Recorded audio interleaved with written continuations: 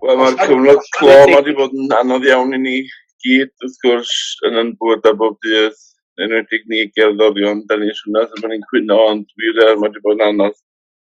Ond dwi wedi bod reit lwcus mewn ffordd. Dwi wedi bod reit brysur efo 2 brosiect oedd cymryd yr amser i gyd yn ystod o'r blwyddyn dwytha yma, dweud y gwir. Gweithio ar CD ar yr funud. Bydd hwnnw allan rhyw ben flwyddyn yma gobeithio, ond y prif beth mae'n siŵr gen i am y mis o dwytha yma di'r gyfrol gyntaf yma yn yn hanes i. Dipyn o sioc pan ges i gynnig sgwennu llyfr gan wasg Carreg Falch a hefyd Lyn Ebenezer pan oedd o'n ffôn â fi. Felly dim ond deud o reit, mae'n tisio talu mi falu awyr amdano i fi hyn. Ia, oce, meddwl o. Iawn, meddwl i na dwi'n gem. A dyma fo, mae'r cwbl ar fi'n cael ei gyhoeddi rwan ac dim ond gyfnod eitha diddorol, dweud y gwir. Cael lot fawr o help i mam Drian, yn enwedig i sgwennu'r benod gyntaf lle. A wedyn, ar ôl hynny, o'n i ar ym mhen yn hyn, dweud y gwir, yn teipio.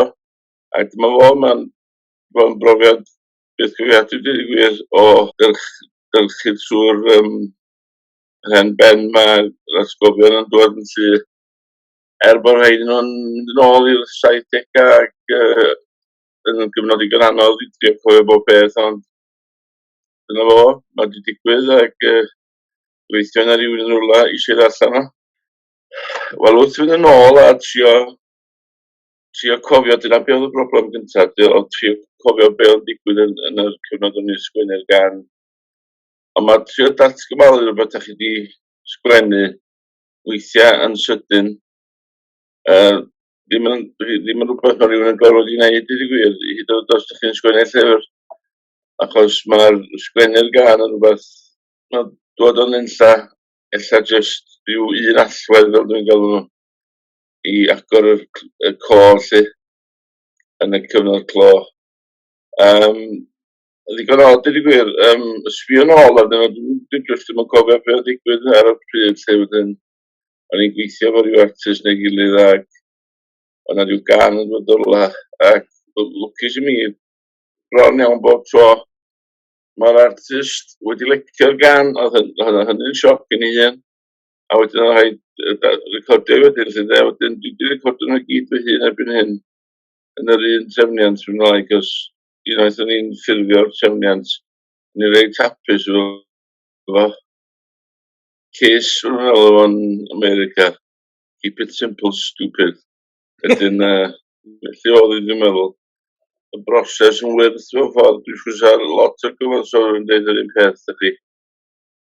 Dyn nhw'n gwybod o lle mae'r cynnig yma'n dwad, na sut mae gyfansodwyr nhw'n jyst yn digwydd lle, ac os ydych chi'n gwybod, ella ydych chi'n gorfod gweithio na nhw, fel ydych chi'n datblygu nhw, newid ambell i air at siarad rhaid dipyn o polish yn lle.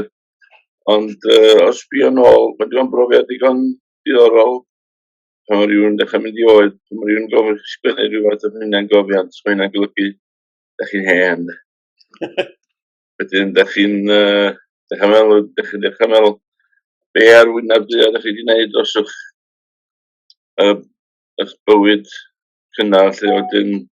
Ond yna fo, mae'n cael y gyfrol yn y llaw yn werth chweil ar ôl i chi gael o lle. Gofnod o'ch bywyd chi neu rhan o'ch bywyd chi, mae'n werth chweil. Felly diolch i'r wasg ac i Lyn ac yn y blaen i helpu. Ac yn digwydd bod, dim jyst cyfrol o rywun, os da chi'n ffansio prynu'r fath lyfr CD, gewch chi am ddim hefo bob copi. 400 cyntaf mi fydd yna CD am ddim efo'r llyfr wedyn.